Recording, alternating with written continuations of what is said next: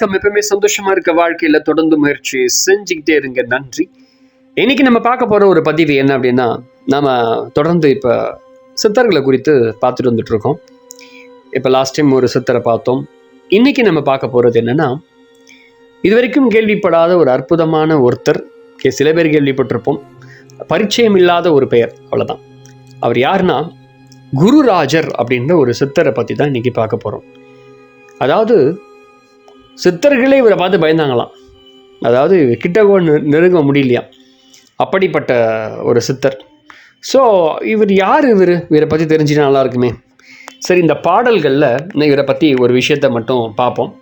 அந்த பாடல் படி ரெண்டாவது அதில் இருக்கக்கூடிய சில விஷயங்களை பற்றி நம்ம பார்க்கலாம்.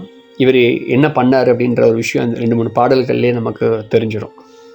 முதல்ல குருசிவ 2வது பாடலில் இவரை பற்றி பாடுறாங்க. பண்டிதனான் பாடி வைத்த யோகநூர்க்கு 14 பேர் முறுமுறுத்து கூடியொன்றாய் கண்டவன் போர் சொன்னதெல்லாம் மறைவில்லாமல் காசியினின் லெல்லோரும் சித்தராக சண்டாளா கிழித்தெறி நீ இந்த நூலை தரநீர் காட்டாதே சாபம் ஈவோம் அப்படின்னு சொல்கிறாங்க.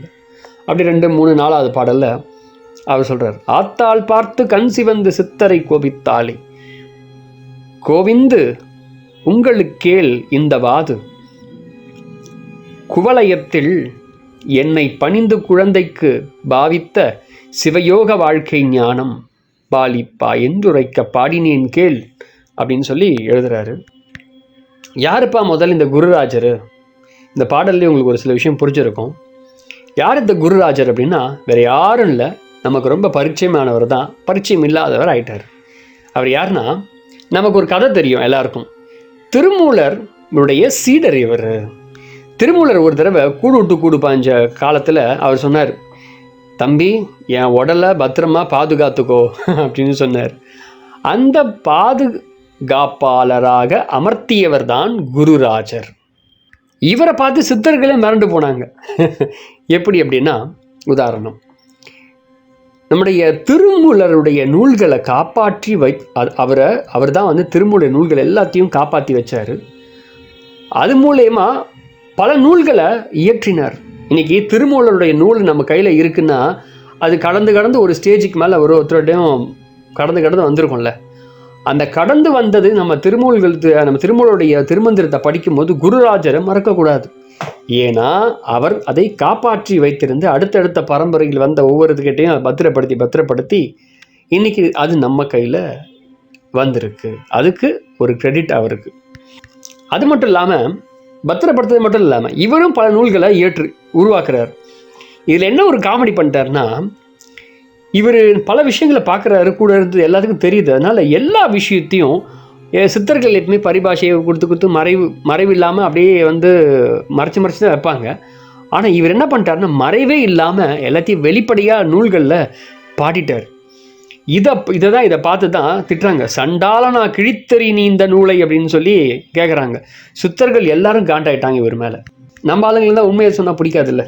சரி, அப்படி இருந்தாலும் அது ஏன்னா சில பேர் தப்பாக யூஸ் பண்ண போகிறாங்க அப்படின்றதுனால அவங்களுக்கு கோபப்படுறாங்க. எல்லாத்தையும் இது மேலே எழுதி தொலைச்சிட்டியா நீ அப்படின்னு சொல்கிறாங்க.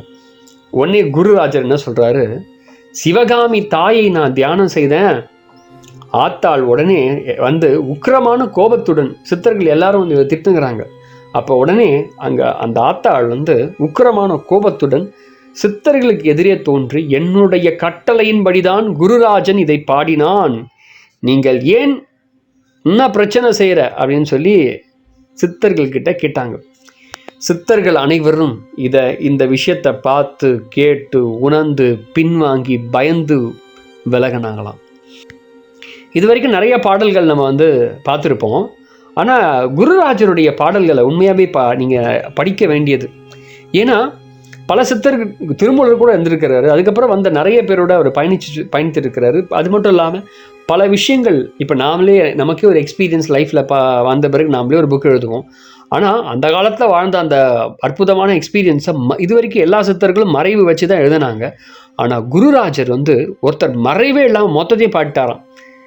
இது இறைவனுடைய செயல் அப்படின்னு சொல்கிறாங்க. அவர் என்னென்ன புக்கு குருராஜர் வந்து உருவாக்குனார் அப்படின்னு அவர் என்ன பாடினார் அப்படின்னு பார்க்கலாம். மொத்தம் ஒரு 8 நூல் அவர் வந்து எழுதியிருக்கிறார். முடிஞ்சா இந்த 8 நூல்களை திரட்ட முயற்சி பண்ணுங்க. நானும் அந்த 8 நூல்களை முயற்சி செய்துட்டு இருக்கிறேன். என் கைக்கு இன்னும் முழுமையாக 8ம் வசப்படலை. கூடிய விரைவில் வசப்பட்டு விடும். ஏன்னா நிறைய லைப்ரரியில் தான் விசாரிச்சுட்டு இருப்பேன். கிடச்சிரும், கேட்டுட்ருக்கேன். கிடச்சிதுன்னா நானும் உங்களுக்கு வந்து அதை PDF காப்பி நான் உங்களுக்கு கொடுக்குறேன் கண்டிப்பாக கிடச்சிதுன்னா. என்னென்னா, காவியம் 1000, சூத்திரம் 700, யோகம் 500, ஞானம் 200, மறுபடியும் ஞானம் 120, ஞானம் 100, அடுத்தது சிவயோக சிந்தாமணி அப்படின்ற 50, ஞான ரத்தினா பரணம் 50. இந்த 8 நூல்களையும் இவர் தான் எழுதினார். இந்த 8 நூல்களை தான் பல சித்தர்கள் அதை கிழிச்சு போடு அப்படின்னு சொன்னாங்க. அப்போ அந்த 8 நூலில் என்ன இருக்குது? ஆச்சரியமான தகவல்கள் அந்த 8 நூலில் இருக்குது. பல உண்மைகள், ரகசியங்கள், இதுவரைக்கும் கேள்விப்படாத பல விஷயங்கள் அந்த நூலில் புதைக்கப்பட்டிருக்கிறது. எனக்கு ஒரே புக்கு தான் கிடச்சிது இப்போதைக்கு, சூத்திரம் 700. ஒருத்தர்கிட்டேருந்து அதை படிச்சுட்ருக்கேன். இன்னும் முழுசாக புரியலை. கூடிய விரைவில் முழுமையாக தெரிஞ்சுக்கிட்டு அடுத்த பதிவில் நம்ம குருராஜருடைய காவியம், சூத்திரம், யோகம், ஞானம், சிவ யோக சிந்தாமணி, ஞான ரத்தினாவை பற்றி தொடர்ந்து பார்க்கலாம். இவரை பற்றி நீங்கள் என்ன சொல்கிறீங்க இந்த பதிவில் சொல்லுங்கள். அண்ட் இன்னும் நிறைய பேர் சித்தர்களை பற்றி நீங்கள் தெரிஞ்சுக்கணுமா, உங்களோட விருப்பத்தை சொல்லுங்கள். அடுத்த பதிவில் நம்ம அவங்கள பற்றி பார்க்கலாம்.